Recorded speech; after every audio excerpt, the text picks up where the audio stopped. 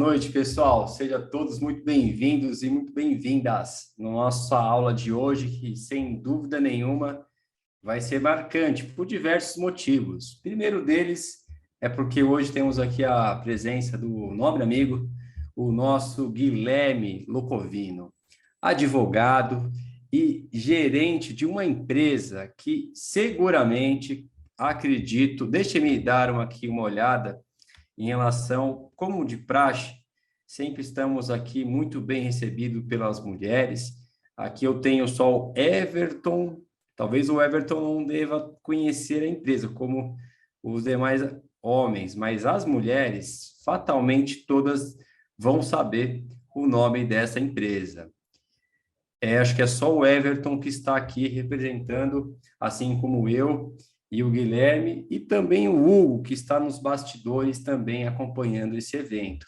Ele é gerente da Sephora, a empresa dedicada nos cosméticos, em todas as dados e informações femininas, por assim dizer. Me perdoe que eu também não tenho toda a destreza necessária nesse ramo. Estou aqui para aprender também algum detalhe, alguma situação que Guilherme também, obviamente, no longo desse período que já está à frente da pasta como gerente, vendo muitas coisas. Assim como Renata Madeira também está aqui presente hoje, é a analista também da Sephora. Então, qualquer coisa, se vocês precisarem de algum tipo de produto, já sabe com quem falar. Dito isso, então, chamo o meu amigo Guilherme para dar as boas-vindas à turma e também dar início à nossa aula de hoje, que é dedicada exclusivamente às particularidades, os aspectos que são vistos no diferencial de alíquota para não contribuinte do e-commerce. Situação essa que, obviamente, nosso querido Guilherme vê bastante, até porque é objeto da Sephora vender para a pessoa física, vender para esse público, mas eventualmente pode ter alguma particularidade que Guilherme aqui, no longo da mente, trará para nós. Dito isso, uma excelente noite para você, Guilherme. Passa a palavra para você, assim fazer as boas-vindas aos nossos alunos e boa palestra. Kleber, muito obrigado pelo convite. É um prazer estar aqui. Acho que você, eu e o Everton, acho que a gente tem uma coisa em comum. Todo brinde que a gente, pelo menos todo brinde que eu recebo da Sephora, eu te digo que 90% deles não são para mim. 90% deles seguem para minha namorada, porque realmente é o nosso público, né? O nosso norte é o público feminino. Acho que quem aproveita bastante é a Renata Madeira, minha analista. Ela aproveita bastante os brindes ali da Sephora. Bom, vou começar a compartilhar minha tela. Vocês me avisam aqui pelo chat se vocês estão vendo, tá bom? Deixa eu voltar uma telinha aqui.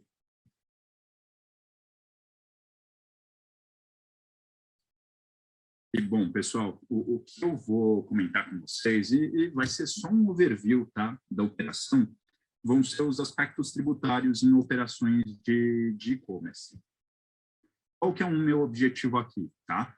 Só dar um overview para vocês sobre um amparo geral, digamos assim, uma visão geral sobre o ICMS, inicialmente, não tem como, a gente vai falar um pouquinho de alíquotas interestaduais, alíquotas internas, alguns pontos específicos. Depois eu vou entrar na parte de DIFAL, efetivamente, com vocês. A gente vai conversar um pouco de lei complementar 190, né? Porque o DIFAL, ali a gente já tinha o nosso padrão, o DIFAL era já conhecido, veio a lei complementar 190, né? Começaram as discussões, na realidade, mais ou menos em abril do ano passado, depois de uma decisão do STF. Tudo mudou de uma hora para outra, principalmente agora na virada do ano, devido a uma sanção da lei complementar que veio no ano seguinte. A gente vai falar um pouquinho disso. E depois eu deixei alguns aspectos de GST, de escrituração, de FD, mas eu acho que não tem tanta necessidade da gente entrar neles, tá bom? Mas daí a gente vai com o tempo. Eu também vou falar um pouquinho da minha experiência, algumas questões mais de operação e quaisquer dúvidas, no final eu tiro todas elas, tá bom? Dou uma olhadinha no chat e a gente conversa. Bom, meu nome é Guilherme Locovino, eu sou advogado, agora eu também faço contabilidade, então acredito que até finalzinho, né, segundo semestre de 2023, já terminei também, serei contador, se tudo der certo. 11 anos de experiência profissional, 8 anos de experiência, agora acabei de ver aqui, experiência não existe, experiência em varejo, ex-membro da Comissão de Direito Tributário da OAB, eu fiz parte mais ou menos uns 3 anos da Comissão de Direito Tributário da OAB e sou participante do IDV, já pela Sephora e também era antes pelo Carrefour, então já há algum tempo que eu participo ali do Instituto. Como eu comentei com vocês, eu vou começar aqui um pouco com o conceito de CMS, justamente para deixar todo mundo ali com o mesmo entendimento, e daí a gente vai entrar um pouquinho na questão do DIFAL, tanto da base dupla, lei complementar 190 e algumas questões específicas. Ok? Em relação ao ICMS, o que todos sabem, né, o Imposto sobre Circulação de Mercadorias e Serviços, de transporte interestadual, intermunicipal e de comunicação. É um imposto estadual que representa a maior parcela da arrecadação das unidades federativas brasileiras. Os estados eles possuem as suas leis estaduais próprias que instituem imposto, bem como seus regulamentos internos, que geralmente são previstos por meio de decretos estaduais. O que acontece com isso? Eu acho que vocês também vivem essa rotina sempre, né? A questão de NCMs, alíquotas diferentes, alíquotas diversas, dependendo do estado, uma necessidade de parametrização sistêmica muito ali apurada, muito atenciosa, porque em um estado que eu tenho uma alíquota de ICMS de 25%, eu posso ter no outro estado 18%, eu posso ter em outro estado 18% mais 2% de fundo de combate à pobreza, então eu vou ter 20% efetivamente de alíquota interna. Então, a gente tem várias questões na legislação brasileira que são pontos de atenção nosso, seja para operações de e-commerce, seja nas nossas operações de ICMS-ST, que a gente tem margem de valor agregado diferente para cada estado. E, aliás, aqui em São Paulo, para perfumaria e cosméticos, a partir do mês que vem também vira a chave, a gente começa com uma nova margem de valor agregado, né, para toda essa categoria de perfumaria e cosméticos. Então, são alguns pontos que, pelo ICMS não ser federal, ser estadual, ele tem uma complexidade muito maior aí, seja para operações de e-commerce, seja para operações físicas, né? O fato gerador do ICMS é a operação de circulação jurídica de mercadoria, a prestação de serviço de transporte, bem como a prestação onerosa de serviço de comunicação, por qualquer meio. Por que a gente sempre ressalta a questão de circulação jurídica, né? Justamente, eu acho que vocês já sempre tiveram essa pergunta, né? Sempre vem alguém do comercial de logística e faz a pergunta de operação de comodato, ou simples remessa, ou locação. Se haverá ICMS ou não? Quanto tempo essa mercadoria ela pode ficar ali no processo de comodato, ela tem que retornar, como vai ser a escrituração dessa nota? Então, no ponto 4 aqui, eu também deixei que, né, o imposto ele não deve incidir em saídas que não representem efetivamente uma circulação jurídica de mercadoria, como operações de comodato ou locação. Ou seja, emprestei, aquela mercadoria vai retornar, não tem razão para que eu tenha ICMS nessa operação. Pergunta sempre básica que a gente escuta ali dos times de logística, e muitas vezes de marketing, quando eles vão fazer alguma ação, uma gôndola que vai para determinado lugar e depois retorna. Então, uma perguntinha básica que sempre temos por aí. Qual que é a base de cálculo do ICMS? Né? Justamente para a questão para a mercadoria, o valor da operação.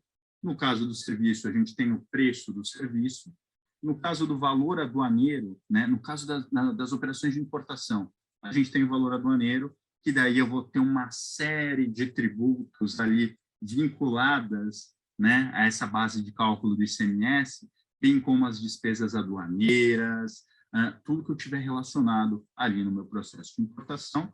E o básico que a gente sabe, que é um tanto quanto injusto, né, o unfair que a gente fala, é o cálculo do ICMS por dentro, né? Então, aquela questão, para a formação da minha base, se a gente for fazer aquele cálculo, eu tenho uma base de 960, eu vou dividir essa base por 1 menos a alíquota correspondente, se eu for falar de um processo de importação, ou melhor, se eu for falar de uma mercadoria importada que eu estou enviando para outro estado em uma operação interestadual.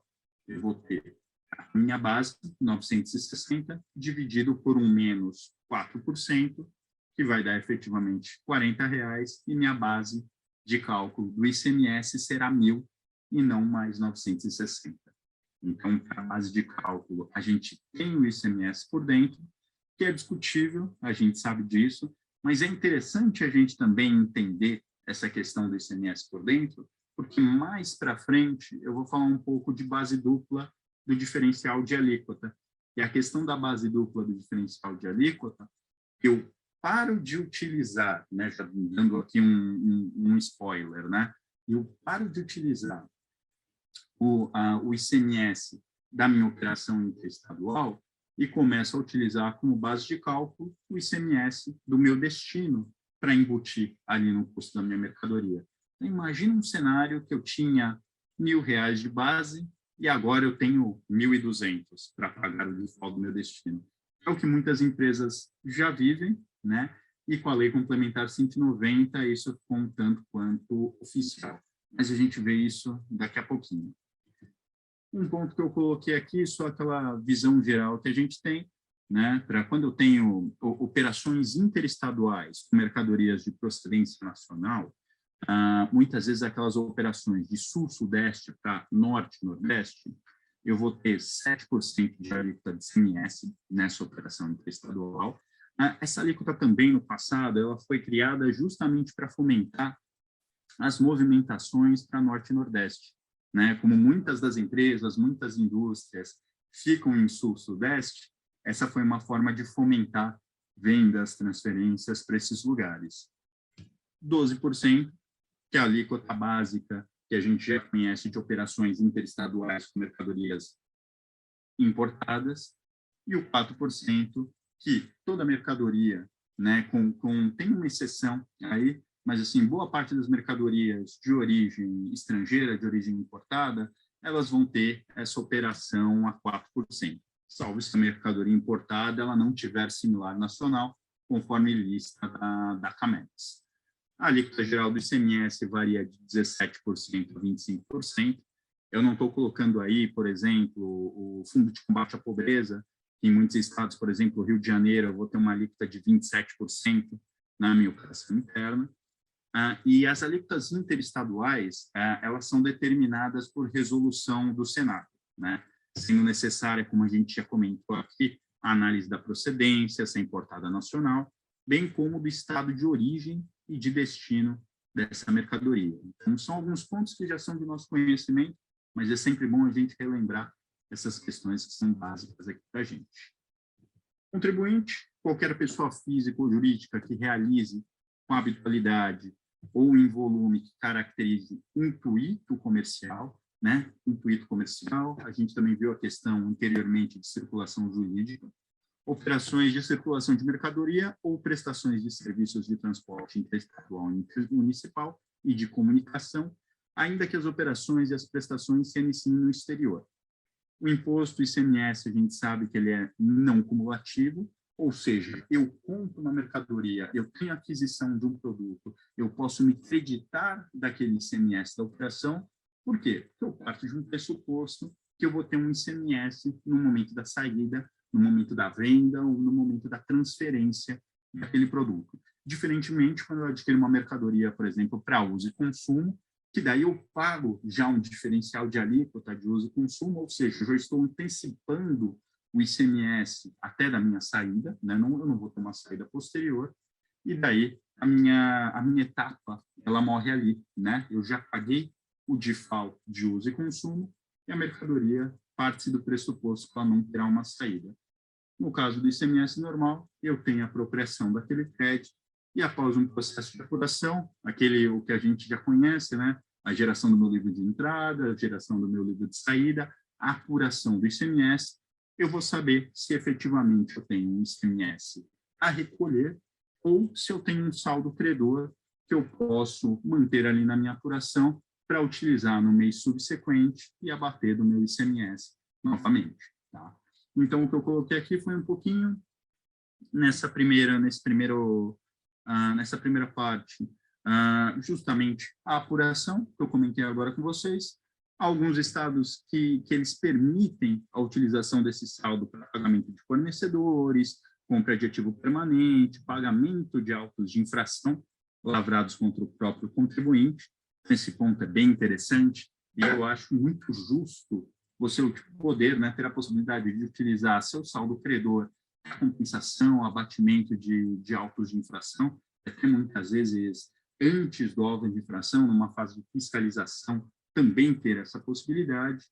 E daí, por fim, né, em operações de saída interestadual para não contribuinte, a necessidade do recolhimento do diferencial de alíquota, então é algo diferente ali da apuração dos débitos e créditos, e também, além do diferencial de alíquota, algo diferente que a gente tem aqui, mas também que a gente conhece da nossa operação, é o ICMS-ST, quando ele é recolhido pelo remetente. Então, quando eu estou numa operação em que quem vende para mim é substituto tributário, ele já vai ter o destaque do ICMS-ST e ele vai ser o responsável aí também pelo recolhimento do imposto. É diferente quando eu não tenho protocolo entre os estados, por exemplo, para perfumaria e cosméticos, eu não tenho protocolo entre Espírito Santo e São Paulo.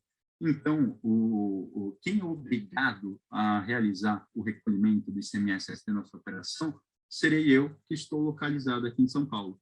Quando eu sou substituto, a responsabilidade é de quem é substituto, então a gente não tem essa preocupação.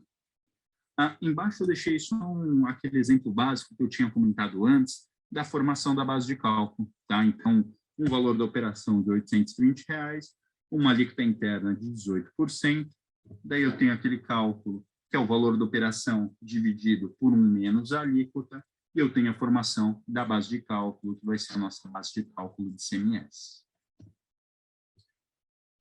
Falando do DIFAL, vamos lá. Né? Nas operações interestaduais destinadas a consumidor final, né? Contribuinte ou não do ICMS, nesse caso a gente está falando do não contribuinte, eu vou entrar um pouquinho mais para frente. Sempre que a alíquota interna do estado de destino for superior às alíquotas interestaduais, será devido o recolhimento do diferencial de alíquota em favor da UF de destino, conforme a Constituição Federal. Tá? Para fins de DIFAL, nas operações e prestações interestaduais destinadas a consumidor final não contribuinte, será contribuinte do imposto o remetente da mercadoria ou bem ou prestador de serviço. O que a gente quer dizer com isso? Se eu tenho um centro de distribuição, por exemplo, localizado em São Paulo, tá? E eu estou enviando minhas mercadorias, eu vendo minhas mercadorias em operação interestadual para Pernambuco, eu vou ter o meu ICMS da operação interestadual. Vamos fazer um cálculo e vamos falar que a nossa operação interestadual é com mercadoria de procedência estrangeira, tá? Então uma mercadoria importada. A gente viu antes que tem a necessidade da gente analisar a procedência da mercadoria e o estado de origem e destino. Então, procedência da mercadoria estrangeira, então eu sei que a minha alíquota é interestadual e não tem similar nacional. Vamos lá. Tá? Ou melhor, tem similar nacional. Fica mais fácil, a gente mantém a 4%. E a minha alíquota do meu estado de destino vai ser 25%. Tá? Uma operação São Paulo-Pernambuco. Um menos o outro, ou seja, a minha alíquota interna menos a minha alíquota interestadual vai ser o meu diferencial de alíquota. Vai ser os 21% que eu vou aplicar, se eu levar em consideração uma base única, sobre os R$1.000. Então, por consequência, eu vou ter 4% a pagar no meu estado de origem, ou seja, eu vou pagar 4% para São Paulo, e eu vou pagar 21% para Pernambuco, que é o nosso diferencial de alíquota, que depois de 2019, eu vou mostrar um pouquinho mais para frente, o diferencial de alíquota foi inteiramente para o estado de destino. Considera-se ocorrido o fato gerador do imposto no momento da saída do estabelecimento do contribuinte, de bem ou mercadoria destinada ao consumidor final não contribuinte do imposto, domiciliado ou estabelecido em outro estado. Eu acho que todo mundo já viveu um pouquinho disso, tá? Porque hoje, a primeira coisa que a gente busca, quando a gente estabelece um CD, com o objetivo de ser um CD de e-commerce, a primeira coisa que a gente busca é justamente a inscrição estadual de substituto tributário nos estados de destino. Complexidade quando a gente fala de e-commerce, a gente está falando de praticamente 25 estados, que eu estou tirando aquele estado que está estabelecido o CD, 25 estados mais o Distrito Federal, né? E daí vem a complexidade. Por quê? Porque a partir do momento que eu não tenho inscrição estadual de substituto tributário, eu sou obrigado a pagar por cada operação de saída que eu tiver. Então, parte-se do pressuposto que eu terei uma GNRE que acompanhará minha nota fiscal, justamente caso eu seja parado na barreira, eu tenho lá a comprovação do meu pagamento. Mas qualquer um de nós sabe que, dependendo da movimentação da nossa empresa, a gente vai ter uma complexidade enorme aí de controle, pagamento, questões logísticas, porque, assim, imagina se for necessário sempre o time de logística, quando ele for despachar a mercadoria, ele aguardar a GNRE ali efetivamente paga, né? Efetivamente paga na ocasião da saída. É impossível isso. Então, tem o ponto da inscrição estadual de substituto tributário, que a partir do momento que estrategicamente você decide abrir um CD, acho que é uma das primeiras coisas. Algumas pessoas vão falar, mas algo que você tem que sempre observar é um benefício fiscal no estado.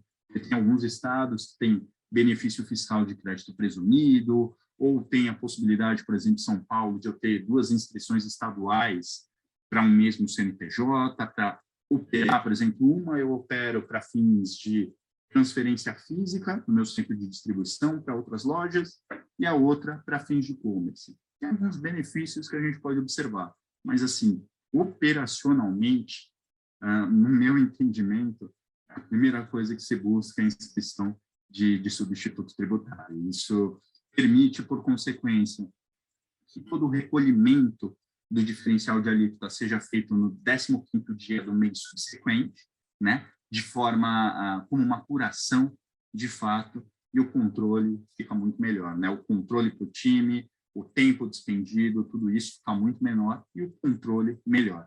É a melhor forma da gente trabalhar, né? Tendo efetivamente controle de toda a nossa operação de forma confiável e da melhor forma possível. O imposto não deve sair em saídas que não representem uma circulação jurídica de mercadoria, o que a gente viu ali na conceituação básica de CMS, como operações de comodato ou locação, que a mercadoria ou bem emprestado retornará ao contribuinte que o remeteu. Um pouco que eu falei antes, né, e a gente comentou um pouco do cálculo do DIFAL, eu tenho 2 exemplos aí, tá? E até desculpa porque está em inglês, quem montou essa apresentação não fui eu, foi a Renata Madeira do meu time, ela adora colocar tudo em inglês, tá? Nosso DIFAL, aqui no nosso primeiro caso, o nosso montante eu deixei aqui como R$ 1.000, a alíquota interestadual 4%, por consequência, eu tenho um ICMS na minha origem de R$ 40, tá? Vamos pensar naquela nossa operação, novamente, São Paulo-Pernambuco. Tá? A alíquota interna do destino, então, a alíquota interna de Pernambuco é 25%. Nesse caso específico de base única, esses 25%, eles vão incidir em cima dos R$ 1.000. Então, eu tenho uma base única, tanto para o meu ICMS, que vai ser aplicado na minha alíquota, né, em relação à operação estadual, quanto para o ICMS que vai ser aplicado em relação ao diferencial de alíquota. Então, os 25% menos 4%, eu vou ter 21% aí, que vai incidir sobre a mesma base. Então, o meu DIFAL, efetivamente, vai ser R$ 210. Há alguns estados que já têm, e isso é interessante falar disso, pessoal. Quando veio a emenda constitucional 87, ali, a emenda constitucional 87 de 2015, né, a aplicação ali em 2016, e alguns estados, eles já legislaram internamente sobre a base dupla. Então, alguns estados, eu lembro muito Minas Gerais, né? Até eu já vi algo de infração questionando quanto a isso. Minas Gerais, assim que virou a chavinha da emenda constitucional 87, Minas Gerais se posicionou e falou, olha, você não vai fazer seu cálculo com a utilização da mesma base, né? A base única da operação interestadual. Não vai, não. A composição da sua base ela vai ser diferente. A composição da sua base, em vez de colocar os 4% por dentro, você vai colocar a alíquota do estado de destino por dentro. Ou seja, você vai colocar 25%. Nessa brincadeira, a gente sai de uma base de R$ 1.000 para cálculo do diferencial de alíquota, ou seja, para aplicação daqueles 21% que a gente tinha comentado, para uma base de cálculo de 1.280. E daí, em vez de eu pagar um valor de diferencial de alíquota de R$ 210, eu pago um valor de diferencial de alíquota de R$ 280. Imaginem assim, né? Fora isso, só voltando também para o aspecto jurídico disso, imagina que a emenda constitucional 87, o cálculo era base única. Os estados foram, se posicionaram, Minas Gerais e muitos outros estados, eles legislaram quanto a isso, mas ainda sem uma base, efetivamente, para essa cobrança, né? Imagina que, junto com a questão do default, que a gente vai ver daqui a pouco da Lei Complementar 190, a Lei Complementar 190, no meu entendimento, ela não trouxe só ela não efetivou ali a cobrança, somente a cobrança do default pelos estados. Tudo bem, a gente vai ver da questão da anterioridade nonagesimal, da anterioridade anual, mas, assim, ela não efetivou só a cobrança do default. No meu entendimento, ela consolidou também a questão da base dupla. Mas eu trouxe esse exemplo só para mostrar a forma de cálculo para vocês e só para mostrar o quanto que a gente é impactado com isso. Por quê? Porque justamente, eu vou dar um exemplo, vou comentar um pouco até de São Paulo, né? São Paulo, ele publicou a lei a 17.470 no final do ano passado, que São Paulo foi espertinho, né? São Paulo ainda não havia sido publicada a Lei Complementar 190, não havia sido publicada, né? Ela foi publicada, ela foi sancionada em 5 de janeiro, e São Paulo, ainda com o projeto de lei número 32, ele simplesmente internalizou o projeto de lei ali na sua legislação, né? E, além de internalizar, o que daria direito de São Paulo cobrar, né, o mais rápido possível ali o default, ele também deixou clara a questão da base dupla.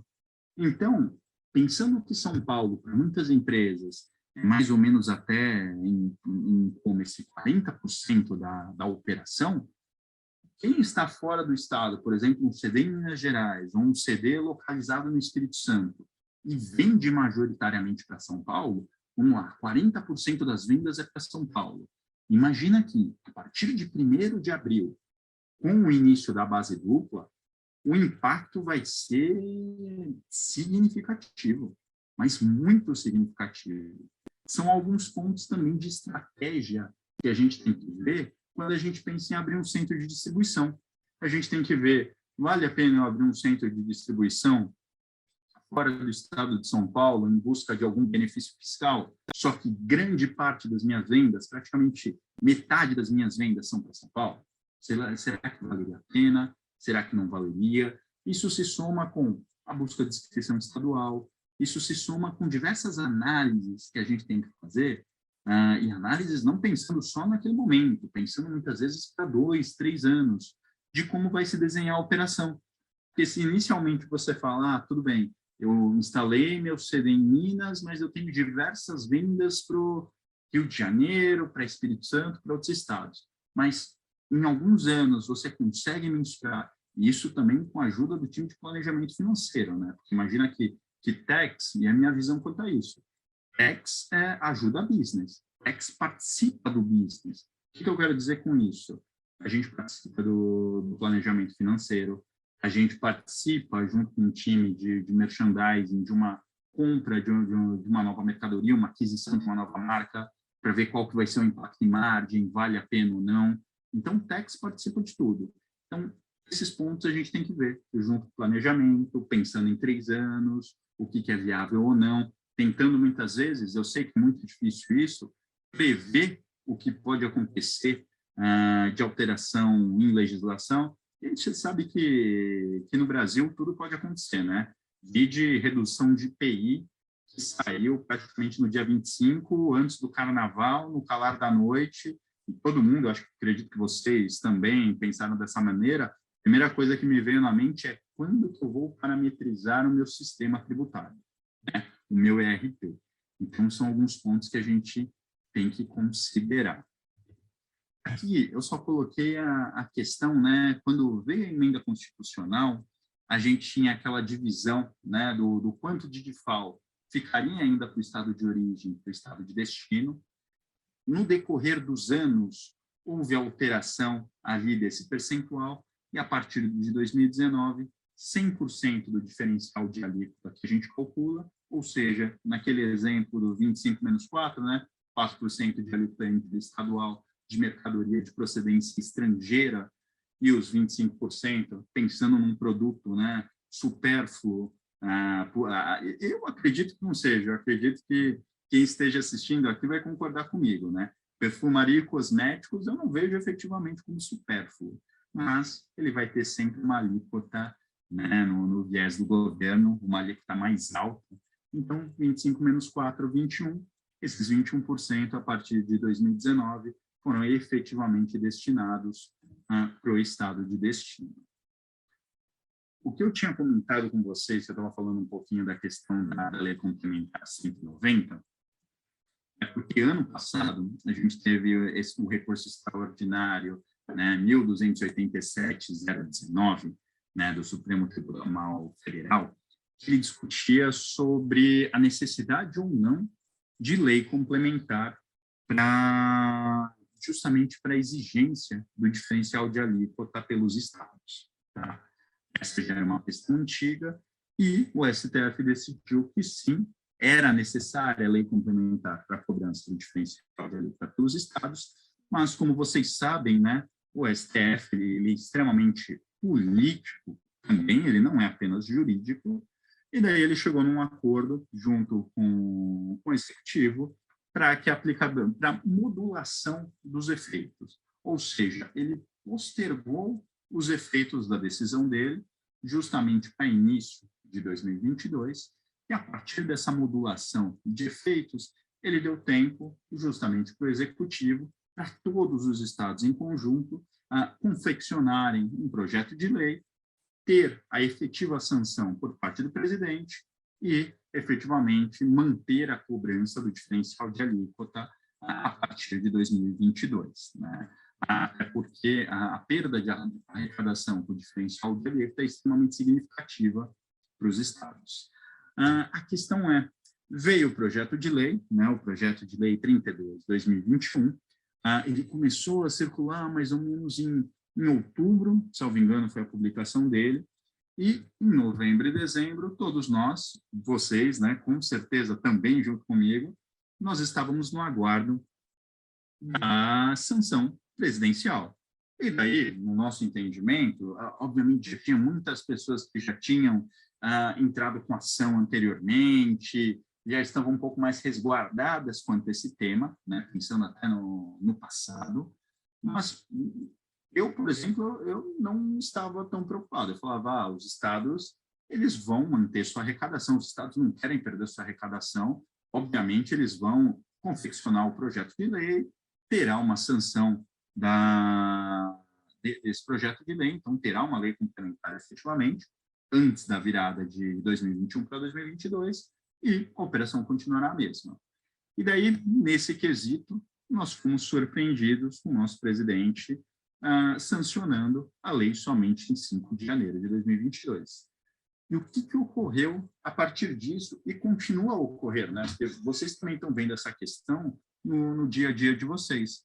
A gente tem a questão da discussão da anterioridade nonagesimal, ou seja, se a aplicação dos efeitos efetivamente é 90 dias depois da publicação, né, da lei complementar, E daí, pelo que nós observamos, e até foi um ótimo material também que foi provido aqui pelo NET Fiscal, a gente observou que muitos estados seguiram a anterioridade nonagesimal, né? Obviamente, acho que vocês, como eu, a gente tem receio mais para frente de como os estados vão tratar esse período de hiato, tá? Então, é um ponto que a gente tem que considerar. Mas muitos seguiram a anterioridade nonagesimal. São Paulo, por exemplo, publicou o comunicado CAT número 2, que ele deixou claro que a partir de 1º de abril, ele mudaria, né? Ele teria exigência efetiva do diferencial de alíquota. Agora, ele já publicou uma outra legislação essa semana, antecipando para 14/3, né? Mas, assim, muitos estados seguiram efetivamente esse ponto. Uma discussão muito forte, e daí a Procuradoria Geral também tem uma posição quanto a isso, é a questão da anterioridade nonagesimal. Se efetivamente, e assim, muitos que estão entrando com ação a respeito desse tema estão ganhando justamente para que não tenha a cobrança do diferencial de alíquota no período de 2022. Então, assim, uma posição também paralela à anterioridade nonagesimal, até em conjunto, em paralelo, em conjunto, é a questão da cobrança somente no exercício financeiro seguinte, ou seja, somente a partir de 2023 teria obrigatoriedade do diferencial de alíquota. Então, são 2 pontos que a gente for observar por uma sanção presidencial que ocorreu somente no ano posterior. Essas 2 questões da anterioridade nonagesimal ocorreria de toda maneira. Isso é natural e não tem muito o que se discutir. A partir do momento que é publicada uma legislação, há 90 dias para, de fato, todos os contribuintes se adequarem a ela, e está correto, porque nós que trabalhamos em tax, a gente sabe isso muito bem, a necessidade de parametrizar um sistema, a necessidade de fazer alguma alteração, alinhamento interno, então isso é normal. A anterioridade anual é um ponto que se abriu como questão e que ainda tem essa discussão a respeito. Abaixo eu só deixei aqui, né, a questão de São Paulo, é um bom exemplo, e São Paulo agora voltou para 14/3 de 2022 a obrigatoriedade ali da exigência do diferencial de alíquota. Aqui eu deixei o portal nacional do DIFAL, né, que foi uma questão que surgiu também junto com todas essas mudanças. No momento eu ainda não vi uma aplicabilidade imediata, eu acredito que ele vai ganhar muito mais força no decorrer dos anos, né? Até porque eu acho que vocês vão concordar comigo. A gente já tem um processo ali, obviamente algumas questões, por exemplo, base dupla, estados que cobram base dupla ou não, de diferencial de alíquota relacionado às operações de e-commerce, mas assim, a gente tinha uma definição de um processo, né? Agora, com a Lei Complementar 190, a gente ficou um pouco com um ponto de interrogação em relação à exigência ou não, mas a gente entende que também não terão mudanças tão significativas. Eu acho que o portal ele veio para assessorar muito melhor nesse sentido, né? Até em linha com, agora há uma lei complementar efetivamente quanto ao tema, né? Que é a Lei Complementar 190, não só uma emenda constitucional a respeito, e o que ele deve conter, né? A legislação aplicável à operação prestação específica, as alíquotas interestaduais e internas aplicáveis à operação, as informações sobre benefícios fiscais, financeiros, regimes especiais e as obrigações acessórias a serem cumpridas da operação ou prestação realizada. Aqui eu deixei um pouquinho da apuração e recolhimento, eu nem vou entrar efetivamente muito, né, nesse tema com vocês, tá, pessoal? Porque, assim, eu coloquei mais com um viés de material, se vocês quiserem acessar depois, que eu acho bem interessante, né? A gente tem muita peculiaridade no que diz respeito à apuração e recolhimento nas operações de e-commerce, mas como eu comentei no início, né? Primeira coisa que você busca, inscrição estadual de substituto tributário. Você paga seu diferencial de alíquota no 15º dia do mês subsequente e não tem emoções, tá? Obviamente, como alguns estados a gente tem alguma dificuldade, eu também já passei por isso, Imagina um cenário que você tem que pagar GNRE por GNRE e tem que acompanhar a mercadoria na saída.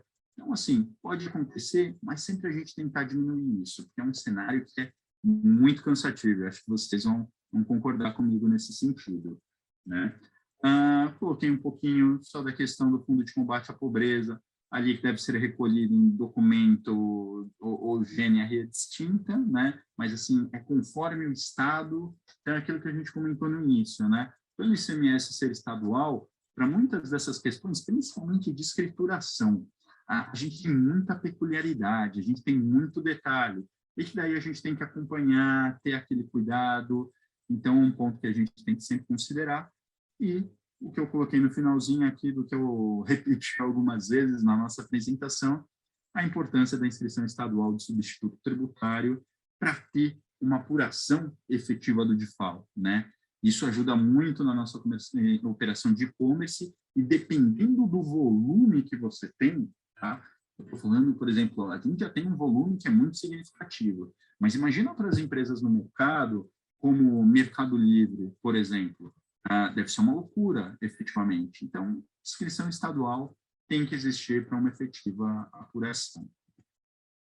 Coloquei também um pouquinho aqui do bloco BFD, informações que a gente vai preencher, tá? Sempre levando em consideração o que é disposto em notas técnicas e o que está disposto no guia prático DFD, ICMS e PI.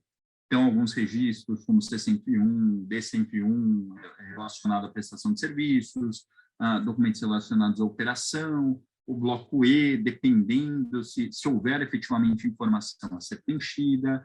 Então, são alguns pontos que a gente tem que sempre considerar. Lembrando que aqui aqui é extensivo, aqui não é um ponto que eu exauri e peguei todas as informações efetivamente, né? Há outros pontos que a gente tem que considerar na FD, ICMS, EPI para fins de e-commerce, mas eu tentei sintetizar nesse slide os principais pontos aqui. E a GST, que vive no coração de todos, né, pessoal? É um ponto de atenção nosso. A gente tem, é essencial a informação que a gente coloca na GST para fins para a nossa operação de diferencial de alíquota em operações de e-commerce, né? Ela é de obrigatoriedade do contribuinte inscrito na UF de destino, né? Deve ser enviada mensalmente até o dia 10 do mês subsequente. A gente sintetiza efetivamente todas as nossas operações para todos os estados nela. Então, é o reflexo efetivamente do que a gente vai recolher de diferencial de alíquota para cada estado na nossa operação. Aqui eu coloquei também só alguns pontos de preenchimento da GST. Eu nem vou tratar muito em detalhes disso para também não ser exaustivo, tá?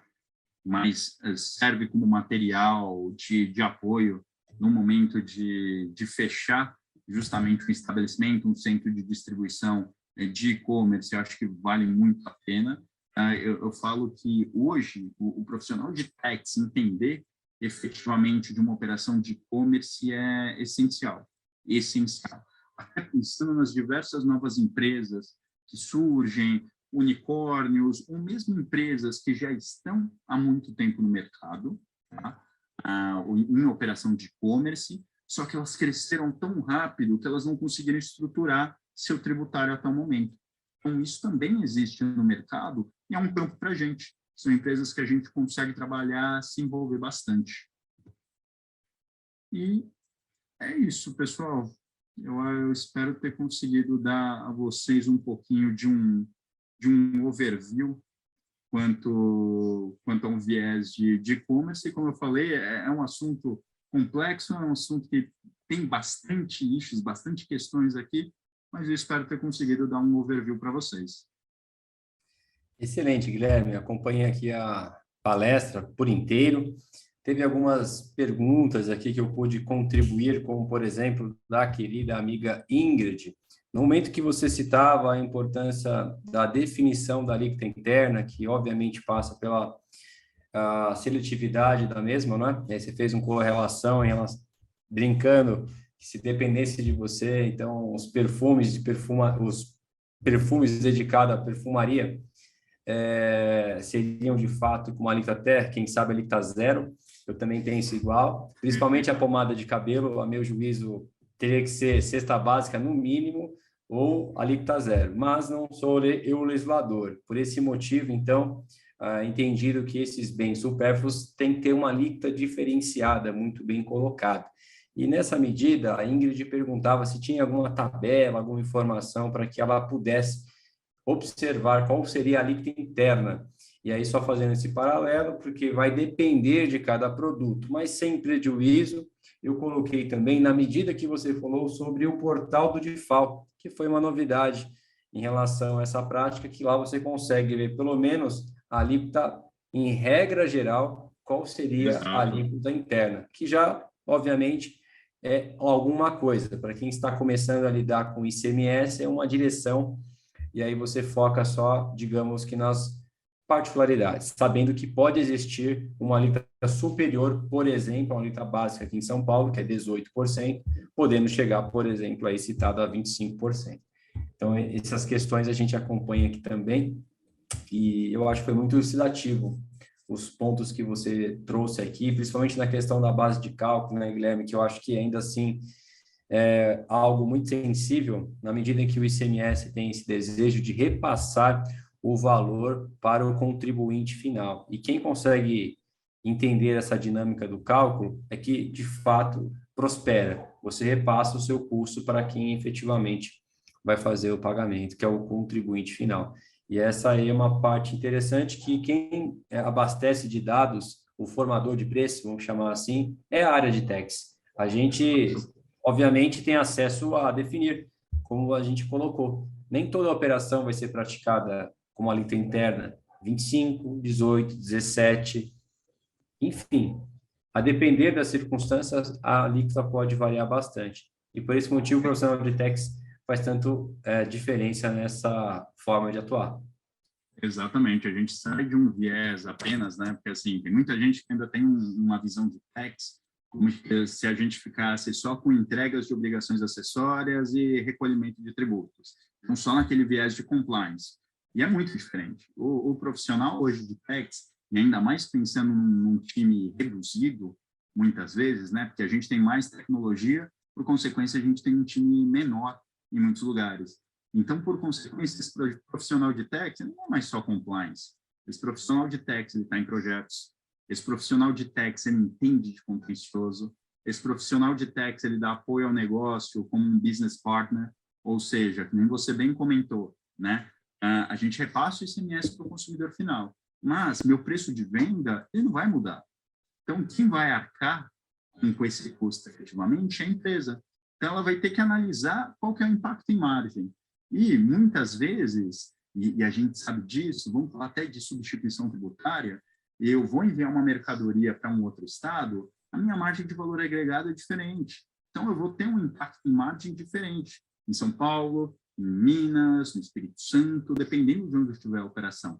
Então, um profissional de tax é essencial para conseguir ajudar o planejamento financeiro, uma equipe de marketing, uma equipe de merchandising, justamente a vender suas mercadorias, entender seu market share, entender para quais estados que tem uma melhor venda ali, que vai ter uma margem melhor. Então, é um novo profissional de tax que a gente está vendo por aqui, né? Com certeza. Acho que acabou, de certa forma, ganhando um protagonismo muito forte nos últimos anos com a chegada do documento fiscal eletrônico, até porque, nessa medida que estamos discutindo aqui, o DIFAL para não contribuinte, a olho nu, quando eu digo a olho nu, é olhando só apenas o nossa DANF, você não observa dentro da estrutura do arquivo XML os campos próprios dedicados, que são as tags, que fazem, então, as partilhas necessárias. Exato. Então, só para demonstrar que quantas informações, quando alguém fala, vou emitir só um documento fiscal, mas a quantidade de tags que existe em um arquivo XML é imensa e faz com que, necessariamente, o profissional, no meu juízo, acaba tendo um protagonismo muito grande, principalmente quem atua na área fiscal, que acaba se envolvendo com essas demandas diariamente. Então é isso, Guilherme. Eu acho que a gente conseguiu atravessar adequadamente. Já tem uma pedida aqui já para um próximo evento para abordar uma outra forma de atuação também na modalidade e-commerce, mais no modelo de intermediação, que também a gente fica aqui examinando em outro momento para a gente trazer esse assunto tão relevante também, até porque o mercado ele é muito móvel, fazendo com que, então, surjam novas fontes de oportunidades e, assim, os tributaristas, os contadores, etc., tenham que buscar um caminho de como tributar e como fazer isso na prática, né?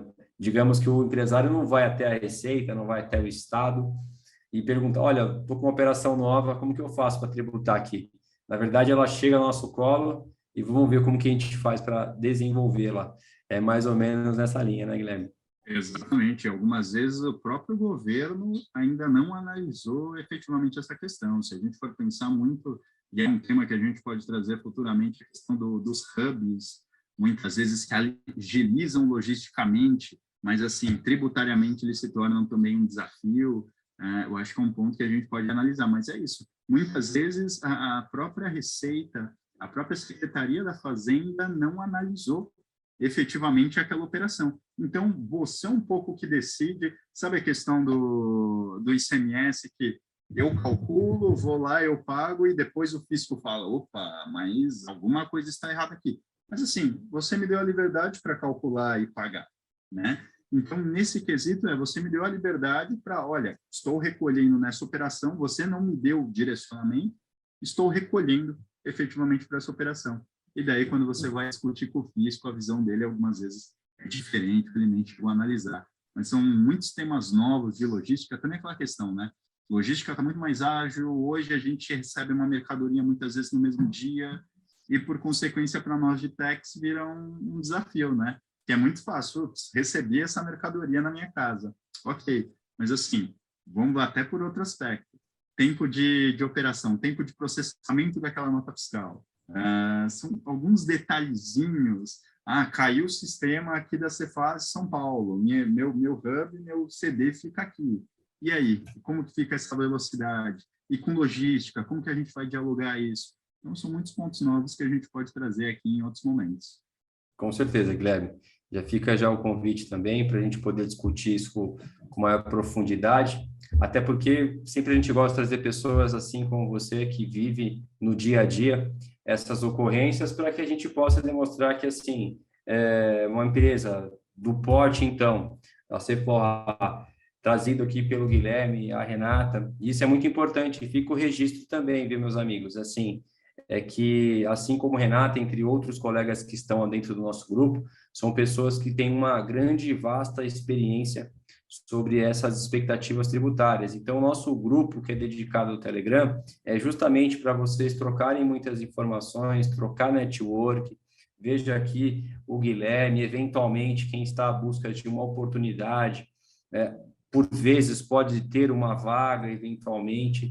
Então, essa troca de dados que a gente tem dentro da plataforma NetFiscal, ela se presta justamente para isso, para que vocês possam interagir entre vocês e também buscar essa forma de trocar dados e informações e, evidentemente, a troca de network faz parte dentro dessa mesma trajetória de troca de informações. Então, fica aqui também o registro para que vocês possam cada vez mais interagir entre vocês e fazendo com que, então, vocês, de fato, consigam aplicar tudo que estão vendo aqui na NetFiscal na sua carreira.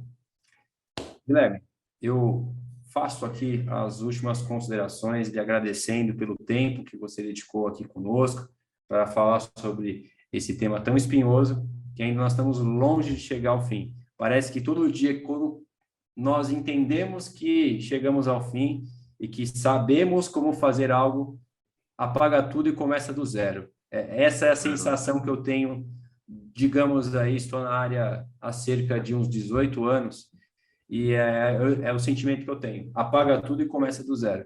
Por isso que eu me sinto muito desafiado e fico muito feliz de trocar informações com um amigo e fica o convite para você voltar em uma outra oportunidade. Weber, muito obrigado pelo convite, obrigado a todos. A Renata que fez esse meio de campo, né? Eu brinco que a Renata ela só tem contatos ali da mais alta estirpe, então agradecer muito pelo convite aqui. Perfeito, meus caros. Já tem até o Rodrigo aqui, de Paula, falando que está precisando de oportunidade. Depois você bate um papo com a Renata, de repente tiver alguma situação. Manda no LinkedIn, eu não tenho vaga no momento, mas manda no LinkedIn, que daí eu envio para alguns amigos, para algumas pessoas também, tá bom? Perfeito, então. Show de bola, pessoal. Tudo de bom, então. Fiquem com Deus, boa semana. Nos vemos na próxima segunda-feira, pessoal. E a próxima segunda-feira, salvo engano, acho que é aula comigo, hein? É aula sobre anulação e devolução da substituição tributária, hein? Uau! Vai ser quente esse, hein? Conto com a presença de todos. Tchau, tchau, pessoal. Um forte abraço. Falou, Guilherme.